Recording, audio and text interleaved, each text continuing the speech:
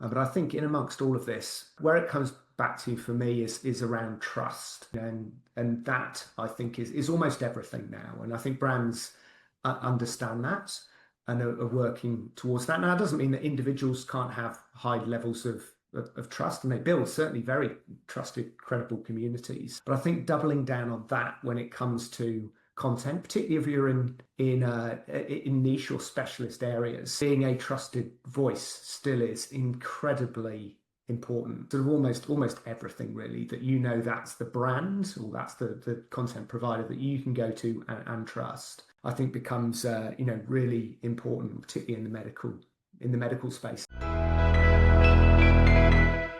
Welcome back to the Insurgent Mindset. I'm Matt Tice.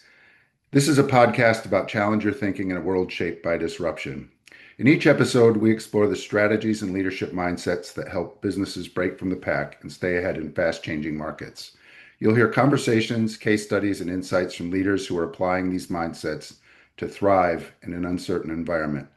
Subscribe on our YouTube channel or follow us on Apple Podcasts or Spotify, and check out our companion blogs at insurgentsgroup.com for a summary of takeaways from each episode. Now let's get into today's discussion. We have Ed Harrison joining today, formerly of Fairfax and currently of AMCO, the Australian medical publishing company. Welcome, Ed. Hi there, Matt. Fantastic. Great to have you today. Full disclosure, we have worked together, so we have. I think so. I know a little bit of the background, but I guess the way we always start the podcast, Ed, is just to give you an opportunity to tell us your story a little bit. How did you end up at AMCO? And, maybe just as context, walk us through your journey in this area of fast-changing content and publishing. Yeah, Matt, I'm very happy to. So, I've spent almost my entire career in and around media.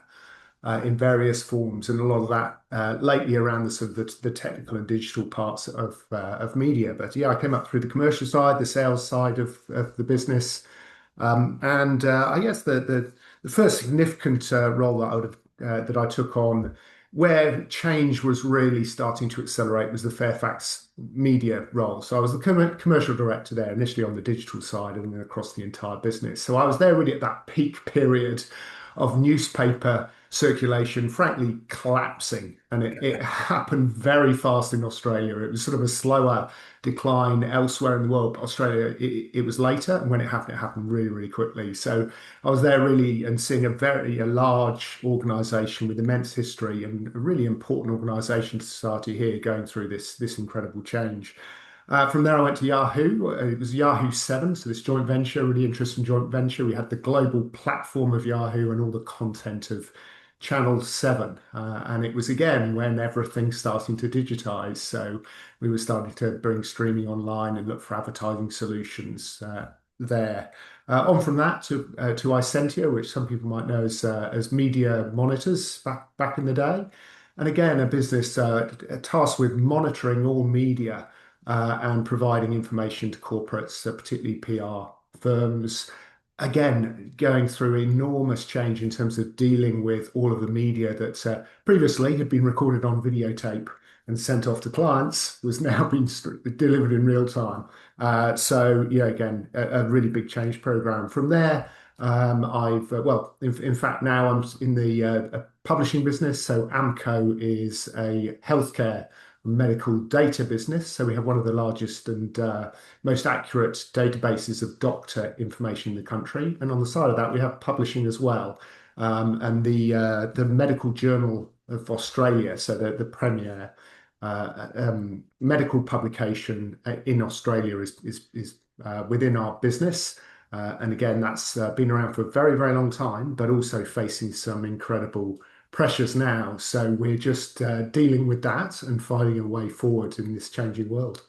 Okay, Ed. So that's great. That gives us sort of that's about a 20-year transition then, Ed, right? So in Pretty terms of your much. experience from newspapers, from hard print to now running a hybrid legacy sort of modern, if you will, publishing company. So Absolutely, yeah. content and Yeah. publishing company. Okay, great. So as you're looking back over this 20 years, it'd be interesting to hear your thoughts on the kind of the key moments where some of these shifts have started to happen and maybe what some of the triggers were. And I'd be really interested to unpack how these different business models in content publishing and related content businesses has evolved. Yeah, yeah. So where to start? I guess print to digital is the obvious place. I would say so, and that's sort of well understood and well known now that consumer habits change significantly. I think the tipping point in that world really was the emergence of mobile as such a powerful vehicle because that really took news into a different place, and so. It was really that drove that change in consumer behavior and therefore obviously the move away from print publications. And so that's a natural sort of tipping point, if you like. I think the iPhone was what, 2007.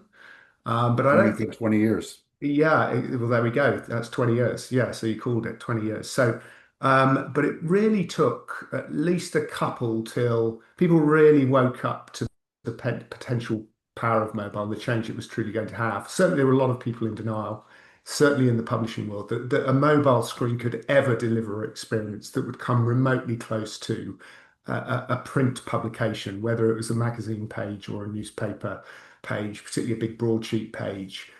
There was just a complete denial, and even within digital businesses, so within the digital component of Fairfax, there was some skepticism around the role that mobile phone could really play there. I remember we had certainly a guy who was our mobile champion, if you like. He was sort of the mobile specialist, and I remember he sort of attended every meeting, was sort of largely ignored because we couldn't really get content in a way that looked good, and there was no way of monetizing or making any money from it. So we really didn't wake up to that, and it wasn't really. I think it was around the time that I landed at Yahoo 7 that everybody had started. So that would have been probably 2014 thereabouts. So that guy would have felt like the digital camera guy at Kodak in 1980. Yeah, yeah, Yep. yeah, yeah, in many Mhm. ways. So yeah, exactly. And so I think so if you think about that, so that was about 2014. So that's probably a 7 year period from the iPhone launching to actually starting to have a true impact in terms of user experience, content moving into that format, and everybody figuring out what on earth is the monetization model. Haven't got this big real estate, you haven't got the opportunity to display big ads. And so it was around that time that that dynamic played out. And of course, they moved on from there. And in line with that was the video, was a move to video. And in fact, probably over invested for a lot of publishers, I think, moved too quickly and too hard into video. It was around that time thought to be the future of everything. Like no one's going to be reading stuff. We're going to consume everything through video, and a lot of traditional editorial teams were let go. Video teams were brought in, huge cost, and there wasn't really the monetization. And so we sort of all fell for it. In a way, we were somewhat unique because we were pod owned by Channel 7, so we had a lot of video content anyway, so we benefited from that. But that'd be another big move and big shift. Um, That 7 year adoption curve of the mobile device seems like a lifetime now yeah, compared to where we're at now. I think it is interesting because you have a couple of overlapping kind of curves, right? So you had mobile and the adoption curve there. But in parallel to that, 3G, 4G, and eventually 5G, yeah, presumably that was a key constraint for that video. But what you're really talking about is sort of like it's almost, and it's interesting, and I'd love to hear your thoughts on this that driving a mass democratization of the content, but yeah, also the distribution. But then we seem to see a reconcentration of that into a relatively small number of platform companies, particularly on the payer side. So I'd love to hear your thoughts on how that dynamic sort of worked through that period. And then even before we pivot into what's happening now with AI and other changes. yeah, yeah. So I mean, just touching briefly on video, the bandwidth, the streaming capability, absolutely. So it was still problematic around 2014. You get huge buffering issues. We were having to figure out, how do we deliver this in a way that's a reasonable user experience? You don't get that that complete buffering. I think we've live streamed the Melbourne Cup for the first time. I guess it was about 2016. So you think that's only 10 years ago? That was the first sort of one of the first mass live stream events in Australia. And that was an enormous technical challenge at that point in time. Hugely nervous. You only get one chance of Melbourne Cup. It's run. If you don't get it right, it's over in a few minutes. That only 10 years ago was incredibly difficult. Now, of course, the ability to do these things is really straightforward. But I think I might just come back to, yeah, when we talk about platforms, because that's the other, major trend that's played out of this period. And, you don't have to be hiding under a rock to not understand that Google and Meta in particular have just utterly transformed and shaped, the publishing business or the media business as a whole in most countries, certainly in Australia. And that's something that again emerged probably around the early 2010s, I would say, is the migration of audiences onto those platforms, and with it the revenue. And like this is well known and well understood, I think, in just about all aspects of society now. But that's enormously challenging for the publishers, and that's something that we had to start dealing with back in 2010, and are still dealing with today, as we know. And the government trying to figure out ways of dealing with that dynamic as well. But yeah, certainly migration to those platforms, and then of course for that whole period, publishers have had to work out to what extent do we play along with this? To what extent do we actually use these platforms to generate audience? And because for a long period there, if you weren't doing that, it was problematic. And to what extent do we have to sort of resist this? And I think there's a little bit of a renaissance now around trying to work even harder at those direct relationships and establishing direct relationships with customers. And every publisher's been trying to do this from day one. But I think having seen that journey of where the big platforms have taken the industry, there's a very, very strong push now to build those direct relationships. And that's through subscription, that's through newsletter. In fact, newsletters a little old school, but in so many ways is still a brilliant way of generating that direct relationship and holding that first party data that's so important. And I'd say one of our most powerful assets in our business is our weekly newsletter that goes out to doctors for a brand called Insight Plus, which is doctor news and opinion. And yeah, very, very valuable asset.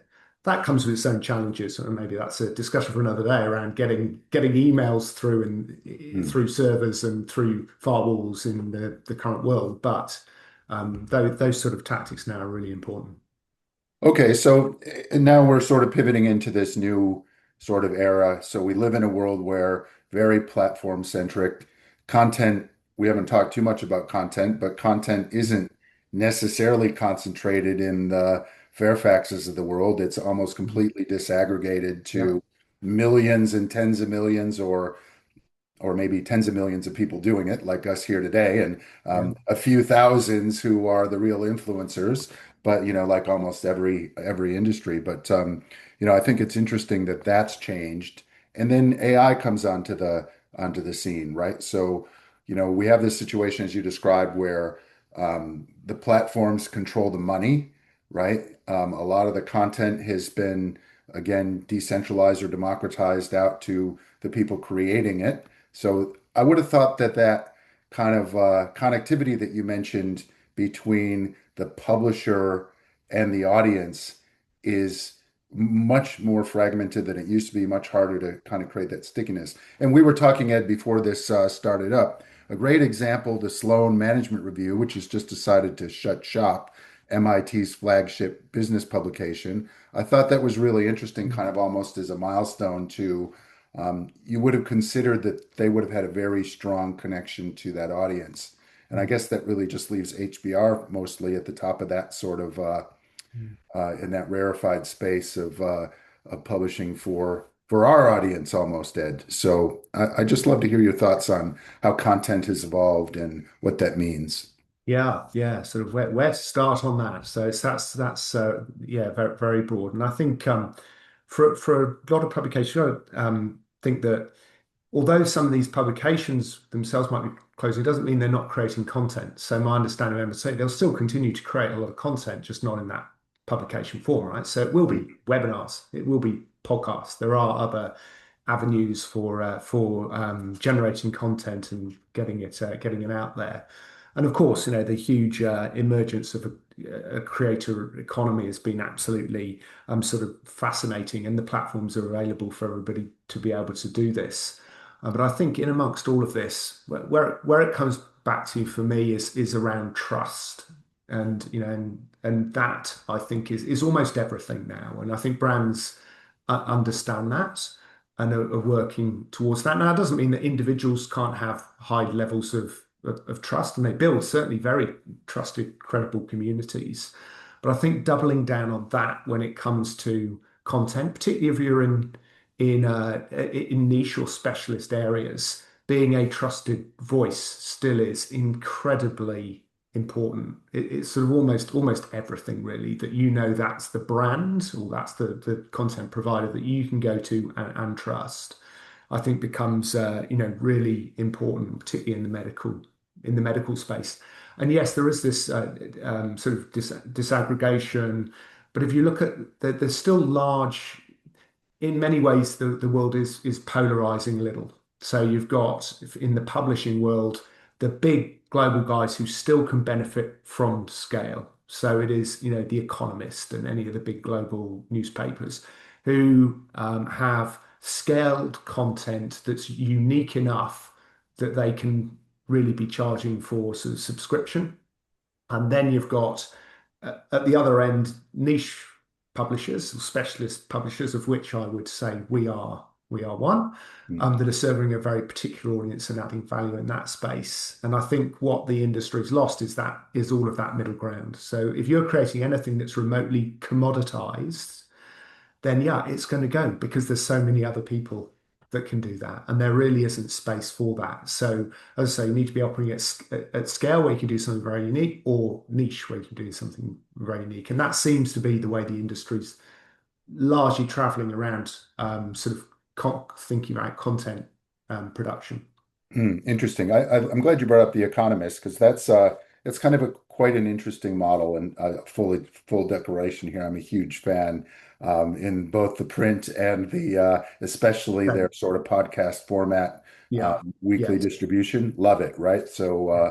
But I think The Economist is interesting because one thing that they've done is it's hard to know who's writing the content. So they kind of control the content flow. It's Economist content. It's not Yeah. Ed Harrison or Matt Tice content. Whereas if you go over to say, for example, the New York Times, another, almost the last bastion of the legacy print world, but they've also been very successful in multi-format sort of omni as well, right? So where you have the New York Times that's really doubles down on germinating these journalists like the Ezra Kleins of the world who both have their own voice and are very strong in their own right as influencers and in their sort of own little ecosystem, but then benefiting from the scale of the platform. Whereas The Economist has a slightly different model. I think it's interesting to kind of contrast those at the upper level. What are your thoughts? Yeah. So and absolutely that. So it's two different. Is as a publisher, are you quite simply a platform for individual voices? Mm, And I guess that's a very particular model and a very valid model. But you are in that a platform. I mean, you still obviously have a brand that brings something very important to consumers. But yeah, yes, you're right. I mean, that's two different approaches. The Economist's more old school in that brand comes first. But then you have these emergent models where it actually is the voice or the influencer comes first, and maybe that brand is then secondary underneath that. But they're still playing the role as the platform that they are creating the scale and the audience to make all of that work. So yeah, two different approaches. So, Ed, then if we stay at this sort of level, right, where the New York Times, The Economist, the Harvard Business Review, et cetera, the scale players, notwithstanding, the Apples and the Googles, the platform players, TikTok, et cetera. Um, so when we look at these sorts of firms and we're kind of thinking about how they work and how they compete, right? You made the point earlier that having a really strong subscription kind of core is important. But obviously, they can't avoid the Googles and the, and the Metas either, right? So they have to distribute their content, and they also have Yeah. to run advertising. So presumably, they're not escaping from that. In a world where we have SaaS everything, subscription everything, um, is that model durable, do you think, in a sort of meaningful way in the future? I think it is. I think it comes back to the point I made before. I mean, clearly to get subscriptions, whatever you provide has to be truly unique. And you can do that either at scale or you can do that in a very specialist niche way. And I think that's the place where the subscription model perhaps can work. But I would say for most small publishers, that's incredibly difficult. And Mm, we aren't. Our journal is subscription model. We can perhaps come to that later. That's all changing. But for most small publishers, subscription is really tough. And so, therefore, most publishers, large and small, but particularly small, are having to work very hard at diversifying revenues, and there's lots of ways of doing that, right? And quite well established ways now. So most publishers are looking beyond advertising being the typical historic funding vehicle for most small publishers. That is under pressure.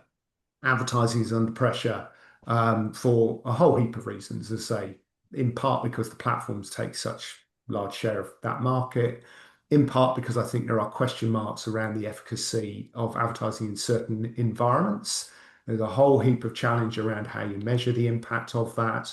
And we're finding increasingly that advertisers now want more integrated involvement with publishers and brands to really get their message through. So that means you're sort of moving upstream in terms of the work that we do with what would have traditionally been advertisers. We can now call them partners, sponsors. So increasingly, we're looking at things like, and we mentioned it before, but podcasts and webinars. And in our space, that's fascinating. So our business predominantly targets doctors, and most of our clients are in the pharma space. And so these pharmaceutical companies are looking at education products, huge growth now in terms of the demand for educating doctors. And so it works on both sides. Doctors want to be informed, not just sold to.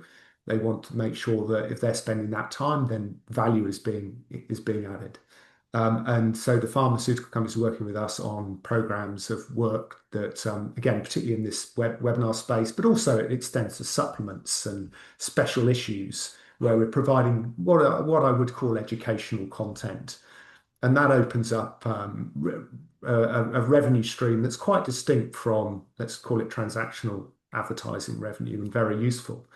And then the other part of the business is around data. And we're in a very fortunate position that our business actually is primarily a data business with publishing growing off the back of it, which is the reverse of most publishers who are primarily publishers or media companies first and are trying to build larger and larger data businesses. And so having that data opens up new opportunity for revenue as well. Okay. So, okay, that's a good pivot then into, maybe it'd be helpful just to summarize then for the niche players, what the playbook for success is. So you mentioned trust, right? The ability to trust, probably number one, two, and three, right? Yeah. Um, Yeah. being able to, being able to, I suppose, curate the right kind of content for that audience, really important. How important is content creation for niche publishers as compared to curation of multiple sources into a package that makes sense to their audience, or is it a not important question? Yeah, no, I think it's very important. I think the creation of original content is incredibly important and becomes even more so. So, we talked a little about Google and Meta, that story is well understood, but now we've got AI coming in over the top of that. And so generative AI is yet another pressure and threat for publishing businesses because, again, as most people would understand, it's potentially providing people with content out of the brand environment, and not providing referral through to your business. So at least with Google, you have the opportunity of a click through to your brand, and the same to some extent with Facebook. Whereas, with AI, there's a really good possibility that people get everything they need from that AI answer, and there's no referral to your content. But I Mm. think that if all you are doing is aggregating, I think that there's a real danger there that AI sitting over the top of that will do that job for people, and search does to some extent anyway. So I think the creation of original content becomes really, really important. Okay, but then you have the original content, but then to your point, we used to have search engine optimization. Now we're sort of moving to this answer engine That's optimization, right. which Yes. creates a bit of a break, right? So you've got to almost reinvent all your distribution to be able to get traction in that environment. And so how do firms think about how they deal with that as they're, working through their content distribution? Yeah. I think all the traditional channels of distribution still remain entirely valid. So, obviously out on social media, web, and the rest of it. Yeah, look, early days on AI. I would not profess to be an expert on Mhm. AI You answer got to get there, Ed. optimization, Yeah. so I have a pretty good handle on search optimization, but that's a whole new world, and obviously it's a growing specialty. I'm sure, and it'd be interesting if you can find somebody to actually jump onto your podcast to talk about that, because I think that a huge number of people are becoming increasingly interested. We're asking questions about it. We're looking for people to actually help us on that and understand it. So yeah, it's a whole new frontier for us all. Yeah, Ed, if you have a moment, listen to our podcast with Katya Forbes, talking about AI to AI commerce, which sort of Okay. dealt with some of those issues. And Katya is a great resource in this area. But yeah, I think, it is a brave new world. It is a really kind of challenging to work through the spaghetti mess of where does the money come from? How do we deal with distribution? How Yeah. do we deal with this different type of distribution? How do we make sure that, we still stay connected with the audience? And how do we build up trust? Because now AI is not only distributing, it's also creating. So, we can almost extrapolate a world where the AI is creating content for the AI to consume. Well, that's right. And while we're on AI, I might just I can share with you a little bit about, because that has a very significant impact on the academic publishing world. And so we're having to deal with that today. So Medical Journal of Australia, say a highly respected medical journal, publishing research papers, particularly Australian research papers. So I was speaking with our editor in chief about this just recently. Um, Globally and increasingly in Australia, there is a huge increase in the number of research papers submitted that are either AI generated or AI supported, let's call it. Hmm. And that's becoming really problematic for our editors, because we have to obviously we curate in that environment. We're curating. That's the that's the fundamental role, is bringing these research papers to people. But they have hundreds of submissions, if not thousands. And AI means that they've seen a 20 to 30% increase in the submissions that are coming through to them. Hmm. They have to read every paper pretty much, right? The problem is, for them, largely international. So a lot of what they see now coming from international is AI created research papers. Um, and so a lot of them would have, and even the papers that may be more valid still have a lot of references that are created by AI. I think that's the old PwC problem, wasn't it? It's the references through are all incorrect. They Hmm. have to, at the moment, manually check all of this stuff. It's an enormous task for a very small group of people. So again, in that environment, we're looking at how do we use AI to solve that problem. So it's you're sort of into a bit of an arms race of Sure. AI in this environment where You you break down the value chain, you got AI creating, then you got AI triage, presumably AI tools helping to correct. drive the curation, and then you got AI in the distribution loop. I mean, Correct. presumably there'll be we'll find a natural equilibrium here where we have sort of this coexistence of AI and the human Yeah. in the loop, but Yeah. not sure we've settled that down yet. No, that's right. Part of the challenge here is, of course, all of these technological changes tend to disadvantage smaller journals, smaller publications. I'm sure, we will find the tools that we need for this, but it means that the bigger publishers, the bigger global publishers, people like Wiley and Elsevier and so on, they're in a much better position to be able to deal with this, but there are hundreds and hundreds and hundreds of small journals that are going to find this really, really difficult. Um, uh, and while we're on journals, I might just mention another um, industry issue playing out is the move to open access, which is really interesting. Again, unique to academic journals, but it's the concept of rather than universities and individuals subscribing to publications, the authors of these research papers pay to be published, and then the information's open to everybody, um, which is, ultimately a good thing. But it does completely change the funding model within the industry. And again, that's something we're all dealing with at the moment. And the result of that right now is that it's tending to reward volume. So if you publish more, you get more money. There's not as much of a connection around that quality Hmm. element, or a reflection of the trust that you bring as a journal. And that is a real challenge that the industry's dealing with at the moment. So just as you were mentioning, where the volume is increasing, you have the reward for that. You can imagine that sort of creating almost a vicious cycle. That's right, exactly. So content farms now that are churning out effectively AI papers, Hmm. largely AI created papers. So yeah. I'm glad you mentioned open evidence, or sorry, I want to talk about open evidence in a minute, but the the open access issue, I think if we level that up and talk a little bit about what all this means for copyright and regulation in this environment. So where's the regulator, or globally, does that change by jurisdiction? Is open access, for example, a global issue?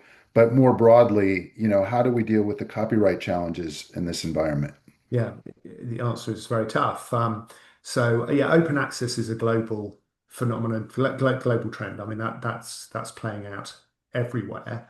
Um, yeah, I don't think I have a good answer for you around copyright and copyright protection in this space.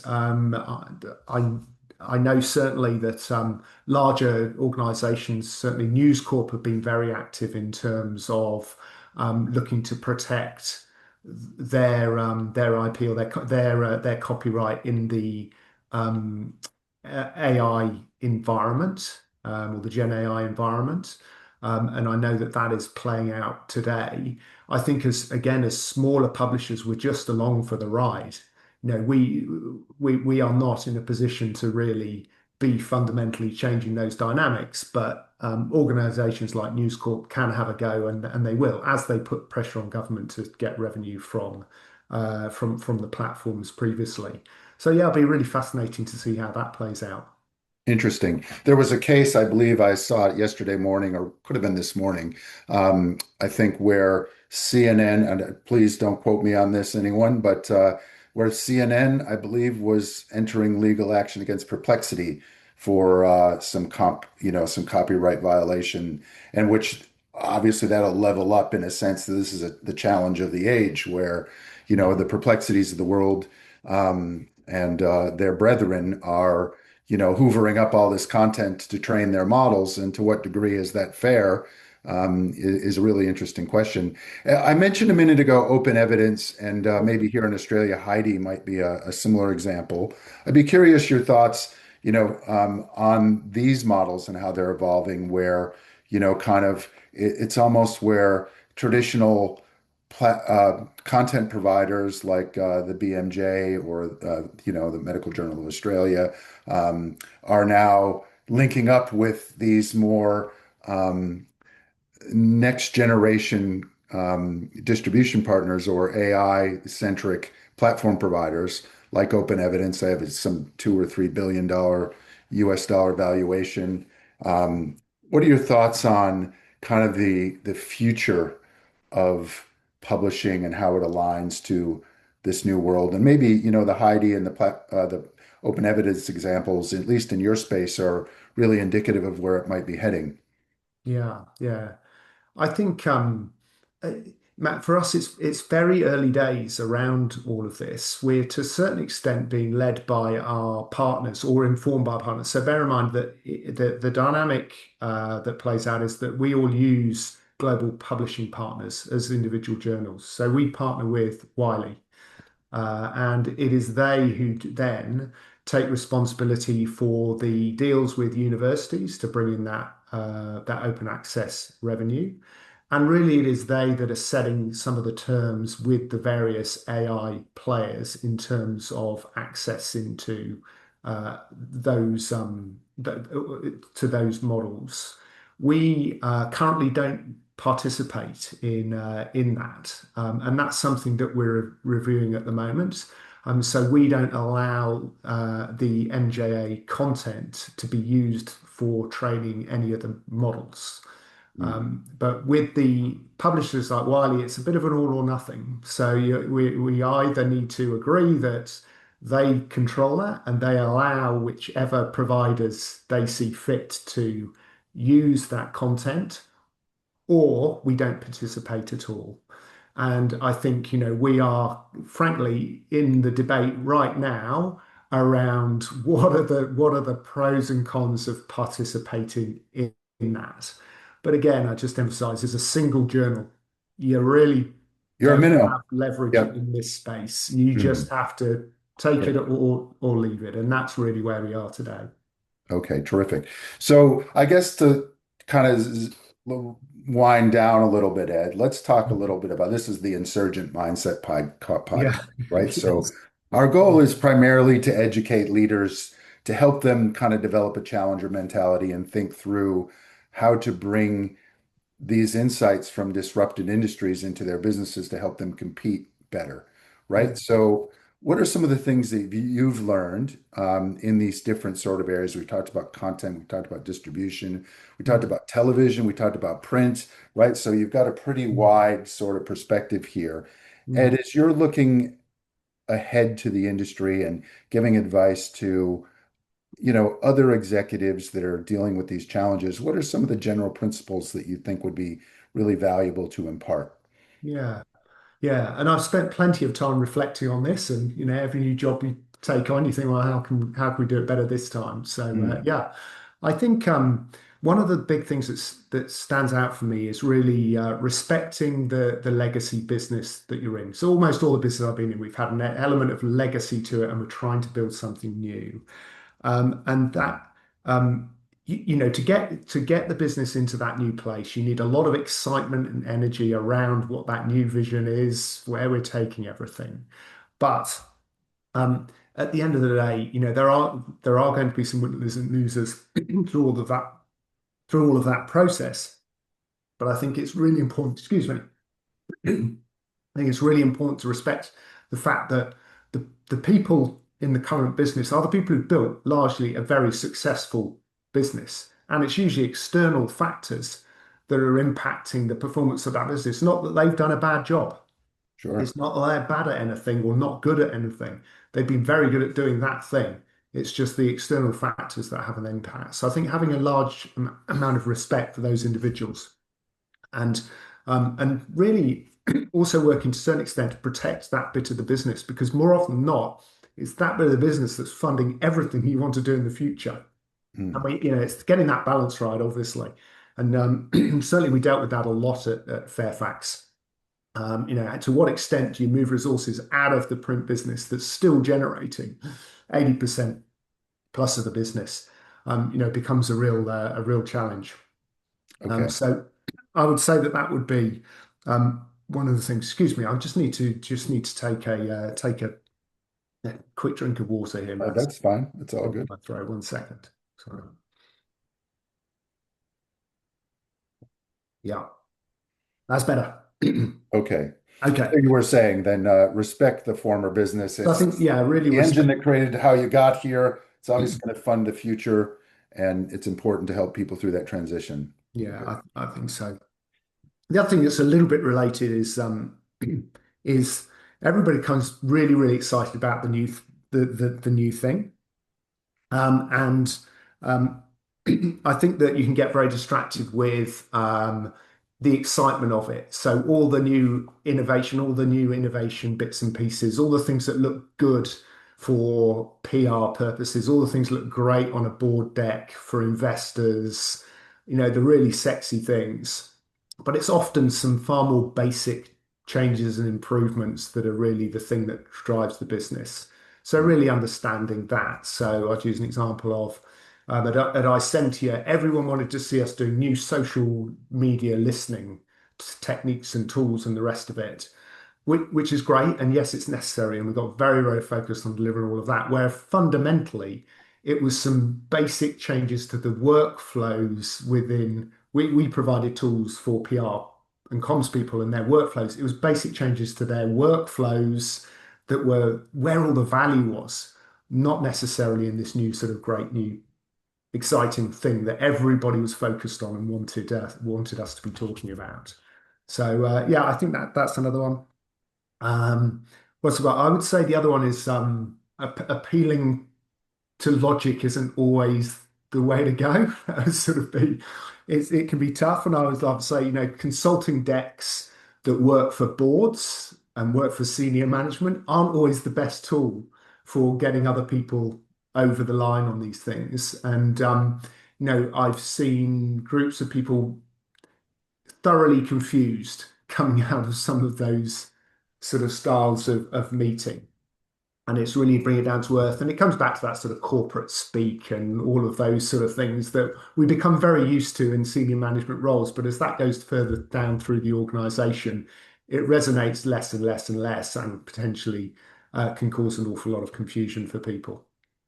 The keep it simple, stupid is always good advice, Ed. Yeah, yeah. Um, and so Matt, I think my final one, so I think I'm giving you through, but my final one would be and it's a bit of a cliche one or a classic, but it is amazing how fast you run out of options if you don't move quickly. Things change far quicker than you ever imagined. So we never anticipated print revenues falling off at the speed that they did, right? Mhm. We at Isentia had a very strong moat in terms of competitors able to get into our market. You needed huge infrastructure to be able to run the business we did. But with digitization, it really opened up the possibility for all sorts of other players to get involved. That moat fell away, pricing power fell away, and it moved very, very quickly away from us. And then we were quickly running out of you run out of the resources, you run out of motivation in the business, you run out of resources really, really fast if you haven't got on with it quite quickly. And my experience, it's always happened far more quickly than we imagined it would. And it keeps happening more and more quickly. I think the days where we had 7 years to adjust are just gone, right? So, we're Yeah, in this sort of situation now where these time to market cycles are compressing, compressing, compressing. So, it is hard to keep up, particularly when you're limited, when you have very limited resources. So, Ed, thank you so much. It was great to hear your perspectives, and we certainly wish you all the success in your relatively new role, and um, hope to hear from you again as you progress and keep evolving. So thank you again, and on behalf of the Insurgent Mindset, we'll see you all next time. yeah. Thank you, Mark. Enjoyed talking to you.